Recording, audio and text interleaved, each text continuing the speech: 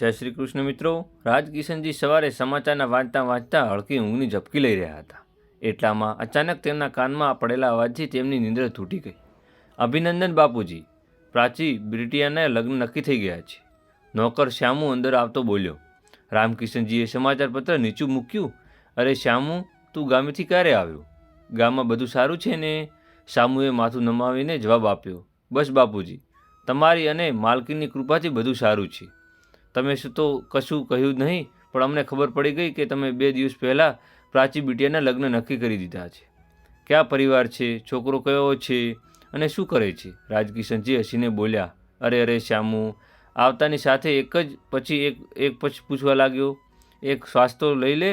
તેમણે સામે પડી રહેલી ખુરશી સામે તરફ સરકાવી અને બેસવાનો ઇશારો કર્યો. પછી પૂછ્યું. પ્રાચી બિટિયાના કાકા સાથે તેમના ઓળખાણ છે. એકદમ સારો પરિવાર છે અને તું પણ તેમને સારી રીતે ઓળખે છે. શ્યામુ આશ્ચર્યચકિત થઈને બોલ્યો. અરે બાપુજી, એ કોણ છે જે હું ઓળખું છું? રામકિશનજીએ સમજતા બોલ્યા. આગળ પાનવાળી ગલી છે ને, ત્યાં થોડા આગળ જવાતા ચોક માથે મંત્રી મહેશજી રહે છે, એ જ છે. શ્યામજીએ માથું ખજવાળીને કહ્યું. ઓહો, એ મહેશ બાપુ? હા, એ જ મહેશ બાપુ. એક ક્ષણે ધારાસભ્ય પણ રહી ચૂક્યા છે. તેમનો દીકરો પ્રશાંત થોડા દિવસો પહેલાં જ ઇજનેર થયો છે. મહેશને જે અમારી દીકરી પ્રાચીને ક્યારેય ચોકમાંથી પસાર થતાં જોયેલી હશે, એટલે તેમણે અમારી પાસે સંબંધ મોકલ્યો. અમે છોકરાને જોયો તો અમને પણ પસંદ આવી ગયો. ખૂબ સારો છોકરો છે. અમારી પ્રાચી માટે યોગ્ય રહેશે. રામકિશનજીએ સમજાવ્યું. શ્યામુ થોડું સંકોચાઈ બોલ્યો. બાપુજી, જો તમે નારાજ ના થાઓ તો હું કંઈક કહું? હા, બોલ ને શ્યામુ, તું પણ મારા પરિવારનો એક સભ્ય જ છે. તારી સલાહ પણ અમારા માટે મહત્ત્વની છે. રામકિશનજીએ હસમતી આપી. શ્યામુ બોલ્યો. બાપુજી, એ તો સાચું કે પ્રશાંત એકદમ સારો છોકરો છે. હું બાળપણથી તેને જાણું છું, કારણ કે મેં મહેશ બાપુના ઘરે નોકરી કરતા હતા. એના કારણે હું તેમને આખા પરિવારને સારી રીતે ઓળખું છું. મંત્રીજીએ તો સારા માનવી છે, પણ ઘરમાં તેમની પત્ની શામધાજીનો ઈશારે આખું ઘર ચાલે છે. શામધાનાજી સામે મંત્રીજી એકદમ નમ્ર બની જાય છે. સાધના માલકીન ખૂબ જ લોભી અને કઠોર સ્વભાવના છે. શ્યામુ વધુ કંઈ કહે તે પહેલાં રામકિશનજી તેની વાત કાપી નાખી. શ્યામુ, તું ચિંતા ના કર. સંબંધ નક્કી કરવા સાધનાજી પણ મહેશજી સાથે આવી હતી અને તેમણે ખાતરી આપી હતી કે પ્રાચી બેટિયા ત્યાં ખુશ રહેશે. ત્યારે રામકિશનજીએ પત્ની મમતાજી બહાર આવીને બોલ્યા. અરે શ્યામુ, તું ક્યારે આવ્યો? અને આવતાની સાથે જ તું શું વાતચીત કરી રહ્યો છે? રામકિશનજી બોલ્યા. અરે મમતા, આપણો શ્યામુ પ્રાચી બિટિયાની ચિંતા કરી રહ્યો છે. કહી રહ્યો છે કે સાધનાજી સાચી સ્ત્રી નથી, તે લોભી અને સ્વાર્થ પ્રેરિત છે. મમતાજી ચિંતિત અવાજમાં બોલ્યા. જુઓ તો જી, તમે પણ વાતમાં ભય છે. હજુ તો સંબંધ નક્કી થયો છે, પણ જો આગળ કોઈ ગેરકાયદેસર માંગો મૂકે તો આપણે કેવી રીતે સંતોષ કરીશું? અને માંગાનો તો કોઈ અંત જ નથી. શું ખાતરી કે કાલે પ્રાચી બિટિયામાં માંગલને લઈ દુઃખી કરે? તેમની તો પહોંચ પણ બધી ઘણી છે. અરે તેવી વાત નથી. મમતા અને મહેશ પર પૂરો ભરોસો છે. તેઓ આપણી પ્રાચી બિટિયાને ધ્યાન પોતાની દીકરી જેમ રાખશે. હવે તે બંને નિષ્ફળ વિચારો અને સમય બગાડશો નહીં, અને જઈને પ્રાચી બિટિયાને ઉઠાડો. તેને કોલેજ પણ જવાનું છે. રામકિશનજીએ સમજાયું. રામકિશનની વાત સાંભળીને શ્યામુ અને પ્રાચીને જગાડવા ગયો હતો. પ્રાચી બિટિયા, અરે ઓ પ્રાચી બિટિયા, ઉઠ બેટા, કોલેજ નથી જવાનું? શ્યામુનો અવાજ સાંભળીને પ્રાચી તરત જ ઉઠી ગઈ અને બોલી. અરે કાકા, તમે ગામથી ક્યારે આવ્યા? પ્રાચી અને શ્યામુ એક ઊંડો નાતો હતો. પ્રાચી માટે શ્યામુને જાણ્યો ન હતો, પણ સગા કાકાની પણ વધુ હતો. આજે એ આવ્યો હતો. બિટિયા, તું અત્યારે તરત જ તૈયાર થઈ કોલેજ જા, પછી સાંજ આપણે ખૂબ વાતો કરીશું. શ્યામુ હસતા હસતા બોલવા લાગ્યો. પ્રાચી બોલો.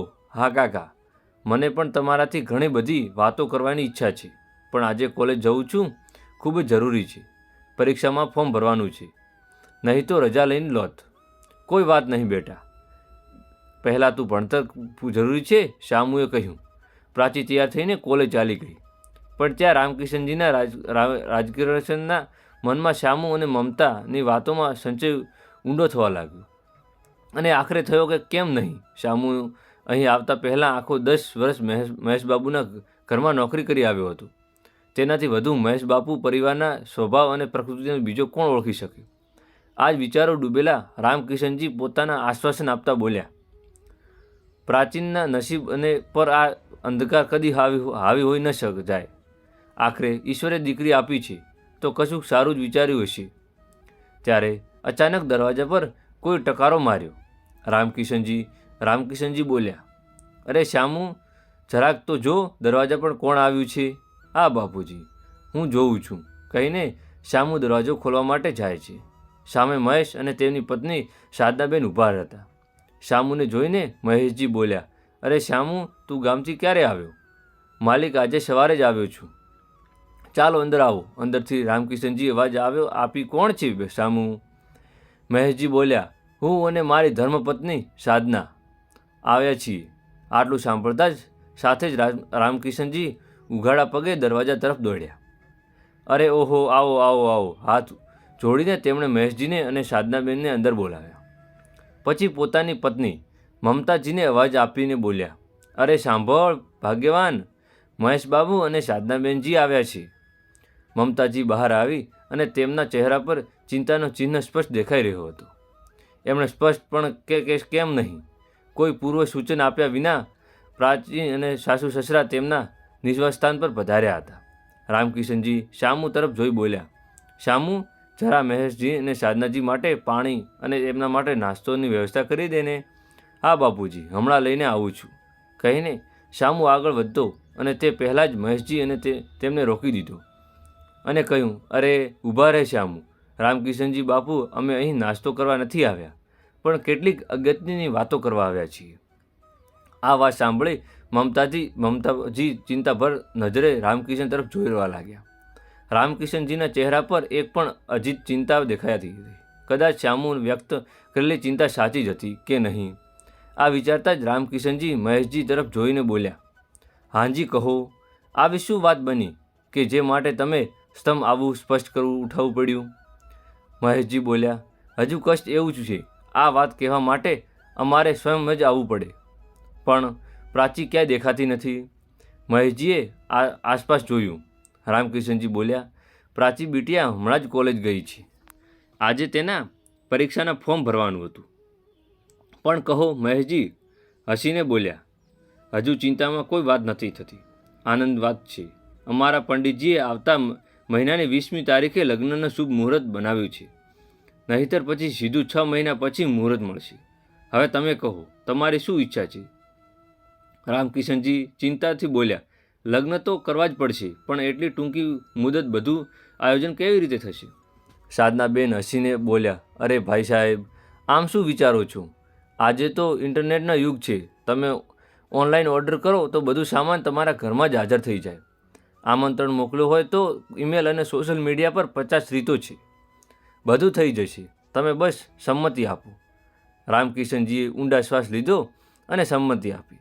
સાધનાબેન સ્મિત સાથે બોલ્યા, તો હવે તારીખ પાકી. હવે મીઠું મોઢું કરાવો કે કેમ? રામકિશનજી હસીને બોલ્યા, હા કેમ નહીં. પછી તેમણે શ્યામુને બોલાવ્યો. અરે શ્યામુ, જરા મીઠાઈનો ડબ્બો તો લઈ આવ. હા બાપુજી, આવ્યો કહેતા શ્યામુ મીઠાઈનો એક દુકાન તરફ દોડી ગયો. થોડીવાર પછી બધાએ મીઠાઈ ખાધી અને મહેશજી અને સાધનાબેન ત્યાંથી ચાલ્યા ગયા. લગ્નની તારીખ નક્કી થઈ ગઈ હતી. પછી પ્રાચી જ્યારે કોલેજથી પરત આવી ત્યારે તેને ખબર પડી કે તેના લગ્ન આગામી 20મી તારીખે નક્કી કરી દેવામાં આવ્યા છે. તે ચિંતામાં આવી ગઈ હતી. શ્યામુ કાકા, તેમણે સમજાવ્યું, બેટા, જ્યારે આજે નહીં તો કાલે સવારે તો જવું જ પડશે. અને પણ એ સાચું છે. પ્રશાંત ખૂબ જ સારો છોકરો છે અને તેની વસ્તુ કમી અનુભવાશી દેશે નહીં. પ્રાચી થોડું શાંત થઈ ગઈ અને મગજનો ઘણો પ્રશ્નો દોડતા રહ્યા. લગ્નના ખૂબ જ દિવસો આવી ગયા હતા.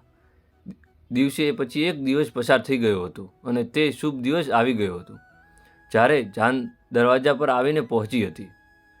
રામકિશનજીએ શ્યામુને કહ્યું, જુઓ, મહેમાનોનો આતિથ્યવાન કોણ ઉપર રહેલી જોઈએ નહીં.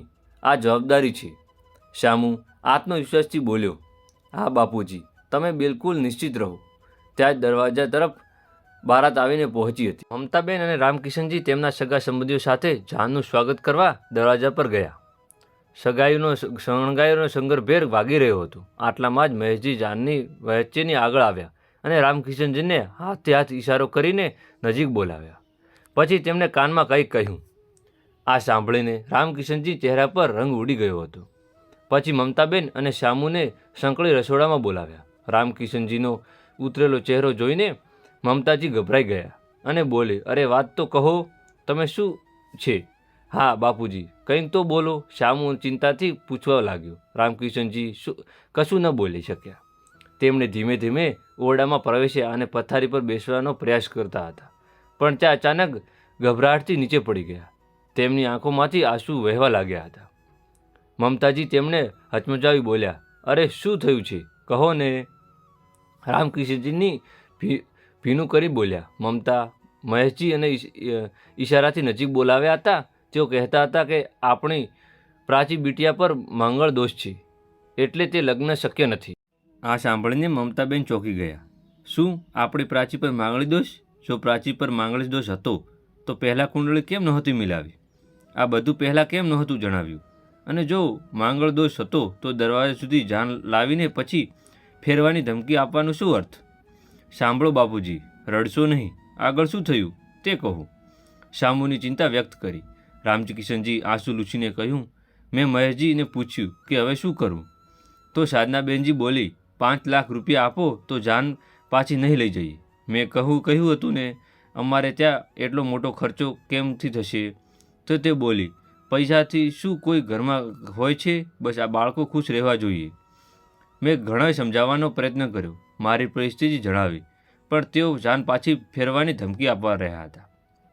આ સાંભળીને મમતાજી ગુસ્સેથી બોલ્યા, જુઓ ને, આપણે શંકા સાચી નીકળી. તેઓનો ફક્ત લાલચ હતી, એટલેથી આ સંબંધ પાકો કર્યો હતો.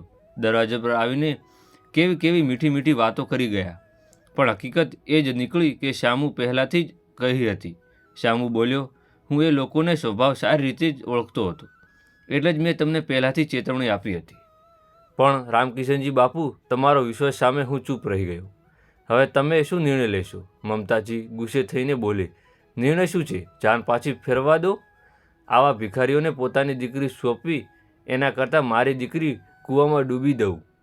ક્યાંથી લાવીશ આટલા પૈસા? રામકિશનજી ગભરાઈને બોલ્યા, ના મમતા, આવું ક્યારે ન કરું. જો જાન દરવાજેથી પાછી વળશે તો આપણે કેટલી બદનામી થશે. પ્રાચી બિટિયાનું ભવિષ્ય પણ બદલાઈ જશે. શ્યામુ બોલ્યો, તો બાપુજી, દેવામાં ડૂબીને આવા લોભી લોકોને સાથે લગ્ન કરાવવાથી શું પ્રાચી બિટિયા ભવિષ્ય સુખમય થઈ જશે? પૈસાની માંગ હતી તો મહેશ બાપુએ પહેલાંથી જ કેમ ન કહ્યું? લગ્નના દિવસે જાન દરવાજા પર લાવીને પછી પૈસાની માંગ કરવી. મહેશ બાપુની લાલચ પણ રાજકીય ચાલ હતી, જે હવે ઘણી જિંદગીઓને બરબાદ કરી નાખશે. મહેશ બાપુ બરબાદ કરવા જાણતા હતા. રામકિશનજી બાપુ પોતાની ઇજ્જત માટે જીવ આપી શકે છે. દાચ એક કારણ હતું કે 5 લાખ રૂપિયા માંગ કરતી વખતે તેમનો જીભ જરાય લડખડાઈ નહીં. બીજી બાજુ સદગુણોની રાહ પર ચાલતી રામકિશનજી બાપુ પહેલેથી જ દેવામાં ડૂબી ગયા હતા. હવે આ નવી માંગ કદાચ કેવી રીતે ડૂબી જશે, પોતાને અંત કરી નાખશે. પણ લોભીઓને શું ફરક પડે? આ ભારતીય સમાજ છે, જ્યાં વહુ અને એક દીકરી પણ નહીં એટલી ATM કાર્ડ સમજી લેવામાં આવે છે. જ્યારે ઈચ્છા હોય ત્યારે પિતાના નામની આટલી રકમ લઈને ATM મશીનમાંથી કાઢી લે. રામકિશન બાપુ બિચારા ડૂબી ગયા ત્યારે અચાનક તેમણે ઊંડો શ્વાસ લીધો અને કહ્યું, મમતા, મને શ્યામુ, આ લગ્ન તો દરેક પરિસ્થિતિમાં થશે. હું પૈસાની વ્યવસ્થા કરવા જઈ રહ્યો છું. તમે લગ્નના તૈયારી પર ધ્યાન આપો, પણ હા, પ્રાચીને આ બાબતની જાણ ન થવી જોઈએ. કહેતા જ રામકિશનજી બહાર નીકળી ગયા. તેમણે મહેશજી અને સાધનાજીને પાસે જઈને કહ્યું, લગ્ન આગળ વધારજો, તમારા પૈસા મળી જશે. આ સાંભળતાની જ મહેશજી અને સાદાબેન લીલી છત્ર મળી ગઈ. આંખી જાન લગ્ન મંડપમાં પ્રવેશી. વરમાળા અને અન્ય વિધિઓ શરૂ થઈ ગઈ હતી, પણ રામકિશનજી હજુ ક્યાંય ન દેખાતા હતા, આવી રહ્યા હતા. સ્વાભાવિક પણ હતું, 5 લાખ રૂપિયા કોઈ નાની રકમ ન હતી. પહેલેથી તેમણે દેવામાં ડૂબેલા રામકિશનજી માટે ફરીથી ઋણ લેવું જાણે પોતાના ગળે ફાંસો લગાવવા જેવું હતું. પણ પ્રાચીથી ખુશી માટે તેઓ કંઈ પણ કરવા તૈયાર હતા. તેઓ દરેક લોકો પાસે મદદ માટે હાથ ફેલાવી રહ્યા હતા. કોઈ બહાનું દેતા ન હતા. કોઈ પર વિષય ટાળી દેતા. અહીં કન્યાદાન સમય આવી ગયો હતો. શામુ અને મમતાજી ચિંતામાં હતા. હવે લોકો શું કહે છે? આખરે રામકિશનજી ક્યાં છે? એ સમયે પંડિતજી કન્યાદાન માટે વાલીને આગળ આવવાનું કહ્યું. મમતાજી થોડું ખચકાઈને બોલ્યા, પંડિતજી, મારી દીકરીના પિતા થોડા વ્યસ્ત હોવાના કારણે ડૉક્ટર પાસે ગયા છે. તો શું મારા એકલાથી કન્યાદાન થઈ શકશે? ત્યારે જ પ્રાચી આગળ આવી અને બોલી, પંડિતજી, કહો ને, શું પિતાજી વિના પણ કન્યાદાન શક્ય છે? હકીકતમાં મારા પિતા હવે ભિખારીઓનું પેટ ભર કરવા માટે ભીખ માંગવા ગયા છે. પણ તેઓ જ નથી સમજતા કે પેટ ભરતી નિયમ ભરાતી નથી. એ સાંજે ભીખ માંગે છે, એ કાલે ભીખ માંગશે. પ્રાચીના શબ્દો સાંભળતા જ બધાના મોઢા ખુલ્લા રહી ગયા. લાડાને તો આ વાતની સમજાઈ પણ નહોતી. મહેશજી અને સાધનાબેનજી તો હેરાન થઈ ગયા. શામુ અને મમતાજી એકબીજાને પ્રશ્નસૂચક નજરે જોવા લાગ્યા, જાણે વિચારી રહ્યા હોય કે પ્રાચીને આ બધું કેવી રીતે ખબર પડી ગઈ હતી. પાર તો આખી પરિસ્થિતિ અજાણ બસ પ્રાચીને જોઈ રહ્યો હતો. ત્યારે જ પ્રાચીએ કહ્યું, તમે બધાને વિચાર્યું હશે કે હું શું બોલી રહી છું. હું તમને જણાવું. મારા થનારા સાસુ સસરા ચાંદના દરવાજે આવીને કહ્યું કે મારી કુંડળીમાં માંગલિક દોષ છે અને આ દોષનું સમાધાન માત્ર એ જ થશે કે મારા પિતાજી તેમને 5 લાખ રૂપિયા આપશે, નહીંતર તેઓ જાન પાછી ફેરવી દેશે અને મારા કુટુંબની ઇજ્જત ધૂળમાં મિલાવી દેશે. આખરે નેતાજી છે ને, તેમના આ વિચાર પણ નહોતા આવ્યા કે તેઓ ઈમાનદાર માણસ હોવા પાસે કેટલા પૈસા ક્યાંથી લાવશે. મારા પપ્પા પહેલેથી જ કર્જમાં ડૂબેલા હતા, પણ તેમના ઘરમાં દીકરીને જન્મી હતી એટલે સમાજ પહેલાંથી જ તેમને દુર્દશા નક્કી કરી દીધી હતી. આજે માત્ર એનું પરિણામ મળી રહ્યું છે. આ સાંભળતાની જ મહેશજી ગુસ્સાથી બોલી ઉઠ્યા, એ છોકરી શું બકબક કરી રહી છે? પ્રાચીએ શાંતિપૂર્વક જવાબ આપ્યો, શા માટે સસરાજી? મેં કંઈ ખોટું કહ્યું છે? અથવા તો સત્ય સાંભળવું તમારા માટે સહનશક્તિ બહાર છે? મારું આત્મસન્માન તમને યાદ કરાવતું નથી કે તમે કેટલી અનૈતિક દાનમાં ઉઠાવી રહ્યો છે? મારા જીવનસાથીને પસંદગી કરવાનો હક મારો છે અને હું આ અગ્નિ અને અહીં હાજર દરેક વ્યક્તિને સાક્ષી રાખીને આ લગ્નને આ જ ક્ષણે રોકી રહી છું. જાન પાછી જતી રહે છે તો મારા પિતાજીને અપમાન સહન કરવું પડશે. તે તો ખબર નહીં, પણ મારા જેવી દીકરી માટે ગૌરવ જરૂર વધશે, જેણે માત્ર પૈસાના લોભમાં વહુ બનવા માટે આવડી પડે છે. એટલામાં જ દરવાજા પ્રશાંત બોલવાનું શરૂ કર્યું, મને તો આ બાબત વિશે કંઈ જ ખબર ન હતી. પંડિતજી, મેં મારી પાસે ડુંગળી મળી હતી અને તેમાં કંઈ દોષ ન હતો. આપણા ગુણ પણ સંપૂર્ણ રીતે મળતા હતા. મને મારા માતા પિતા કૃત્ય માટે ખૂબ જ શરમ આવે છે. જો શક્ય હોય તો મને માફ કરી દો. મહેશજી અને સાધનાજી ગુસ્સેથી પોતાના પુત્ર તરફ જોઈ રહ્યા હતા. એવામાં મંડપમાં અફરાતફર મચી ગઈ હતી. રામકિશનજી બાપુ બહાર બેહોશ થઈ ગયા છે. આ સાંભળતા જ બધા લોકો બહાર દોડી ગયા, પણ મહેશજી અને સાધનાજી અને પ્રશાંત ત્યાં જ ઊભા રહ્યા. પ્રશાંતે પોતાના માતા પિતા પાસે હાથ જોડીને કહ્યું, તમારા જીવનભરની કમાણીમાં હું કમી રહી ગઈ હતી કે મારા આજે સંડમય રચ્યો. તમારા પર કારણ રાજકિરણજી કાકા મૃત્યુના દરવાજા પર પહોંચી ગયા છે. જો તમને કંઈ થયું તો હમણાંથી જ મારો અને તમારો કોઈ સંબંધ રહેશે નહીં. આટલું કહીને પ્રશાંતે તરત જ બહાર દોડી ગયો. મારી સાધનાજી અને મહેશજી પ્રશાંત કહી તેમને અટકાવવાનો પ્રયત્ન કરી રહ્યા હતા અને બહાર આવ્યા. જ્યારે તે બહાર આવ્યા ત્યારે જોયું કે રામકિશનજી બાપુ લોહી લુહાણ હાલતમાં પડ્યા છે. તેઓ તરત જ તેમની પાસે દોડી ગયા. રામકિશનજી પરસેવા ભીજાઈ ગયા હતા. રૂપિયાની ગड्डी મહેશજી તરફ વધારીને કહ્યું, લો મહેશ બાણું, ગણી લેજો, આખા 5 લાખ રૂપિયા છે, હવે સંબંધ તોડશો નહીં. એટલું કહીને તે ધીમે ધીમે ગાઢ બેભાનમાં ચાલ્યા ગયા. મહેશજી તરત જ તેમના હોસ્પિટલ લઈ ગયા. અહીં મમતાજી પોતાની દીકરી પ્રાચીને કહી રહી હતી, દીકરી, કશું નહીં થાય, તારા પપ્પા એકદમ બરાબર થઈ જશે. ત્યારે મમતાજીને પ્રશ્ન કર્યો, પણ તને આ બધું કેવી રીતે ખબર પડી ગઈ? પ્રાચીએ જવાબ આપ્યો, માં, જ્યારે બાપુજી, તમે અને શામુ કાકા આ વિષય પર ચર્ચા કરી રહ્યા હતા ત્યારે હું બાજુના રૂમમાં હતી. બારી નજીક હોવાથી તમારી એક વાતો સ્પષ્ટ સંભળાઈ રહી હતી. આ સાંભળી સાધનાજી પોતાના કૃત્યો માટે પ્રાચીના સમક્ષ હાથ જોડીને માફી માંગતી લાગી. પણ પ્રાચી આ સમય કંઈ સાંભળવા કે સમજવા સ્થિર ન હતી. હવે કેવી રીતે આજે એક પિતા પોતાની દીકરી દહેજ માટે જીવનનું મૃત્યુ વચ્ચે સંઘર્ષ કરી રહ્યા હતા. પ્રાચીના મમતાને કોઈ ખૂણામાં આ પ્રસ્તાવ જરૂર હતો કે જો પિતાજી સમય અટકાવશે તો જાન પાછી મોકલી હોત, તો કદાચ ઇજ્જત તો ગમે થઈ ગયું હોત, પણ પિતાજી બચી ગયા હોત. ત્યારે શામુ કાકા અંદર આવીને ખુશખબર આપી, પ્રાચી બીટિયા, બાપુજીને હોશ આવી ગયો છે. તેઓ હવે બિલકુલ બરાબર છે. હવે પ્રાચી દોડીને બહાર નીકળી ગઈ અને પોતાના પિતાની છાતી સાથે લીપટી બૂમ બચાવવા લડવા લાગી. બાપુજી, તમે કેમ છો? હું ઠીક છું મારી દીકરી. બાપુજી, હવે મેં ઠીક છું, પણ હવે હું આ મંગણી કરવા માંગતી નથી. હવે હું તમારા બધા જ સાથે રહીશ. ના દીકરી, એવું ના હોય, મમતાજી બોલી. મહેશબાબુ પોતાના કરેલા પર ખૂબ જ શર્મિંદા છે અને તે માફી માંગી રહ્યા છે.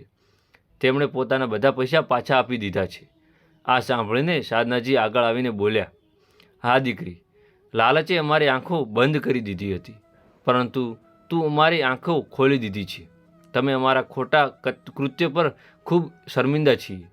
સચ્ચાઈ તો એ છે કે મેં માફી લાયક પણ નથી, પરંતુ જો તું અમને માફ આપીશ તો મારા ઘરની વહુ બનીને આવી જશે, તો અમે માની લઈશું કે તું અમને માફ કરી દીધા. પ્રાચી ગુસ્સામાં બોલી, હું તમને ક્યારેય માફ કરી શકતી નથી. તમારા એક લાલચથી આજે મારા પિતાજીના જીવનનો ખતરો આવ્યો છે. હવે તમારા શબ્દોથી મારા પિતાનું દુઃખ અટકતું હતું. તમે મોડું કર્યું વિના અહીંથી જઈ શકો છો. એવામાં પ્રશાંત પણ હાથ જોડીને માફી માંગતો, પરંતુ પ્રાચીએ કોઈની એક વાત સાંભળી નહીં. એકની એક જ વાત પર અટકી રહી હતી. હું એ જ લગ્ન સ્વીકારતો નથી જ્યારે મારા માતા પિતા તમારા જેવા લાલચી લોકોના પેટ ભરવા પડતા હોય છે. આજે તો હું આ લગ્ન કરી જ લઉં, પણ તો કેટલાક પિતાઓ પોતાની દીકરીના લગ્ન માટે પોતાના ઘરની જમીન પણ વેચી દેતા હોવું પડે હોય છે. આ માટે હું આ લગ્ન સ્વીકાર કરતી નથી. તમે બધા અહીંથી જઈ શકો છો. અહીં તો જેમ તેમ અમે મંગળદોષ બતાવીને બદનામ કર્યા. તમે હું પોલીસને બોલાવીને તમને અહીંથી જબરજસ્તી કાઢી મૂકવા પણ તૈયાર છું. આ સાંભળીને મહેશજી અને સાધનાજી તરત જ ઉતાવળમાં જાન લઈને પરત ફર્યા. આજ રોજ રામકિશનજી અને પોતાની દીકરી પ્રાચી ખૂબ ગર્વ અનુભવતા હતો. પ્રાચી હવે પોતાના માતા પિતા સાથે રહીને પોતાના લક્ષ્યાંકોને પ્રાપ્ત કરવા માટે આગળ અભ્યાસ કરી લાગણીશીલ મહેનત કરી રહી હતી. તો મિત્રો, કહાની સારી લાગી હોય તો અમારી ચેનલ લાઇક કરો, શેર કરો અને સબસ્ક્રાઈબ કરો, અને કોમેન્ટ બોક્સમાં તમારા વિચારો જરૂર જણાવજો. અને કોમેન્ટ બોક્સમાં જય શ્રી રામ, જય માતાજી લખવાનું ભૂલશો નહીં. ફરી મળશું નવી કહાની સાથે, નવી વાર્તા સુધી. ત્યાં સુધી રામ રામ, જય શ્રી રામ, જય શ્રી રામ, જય શ્રી રામ.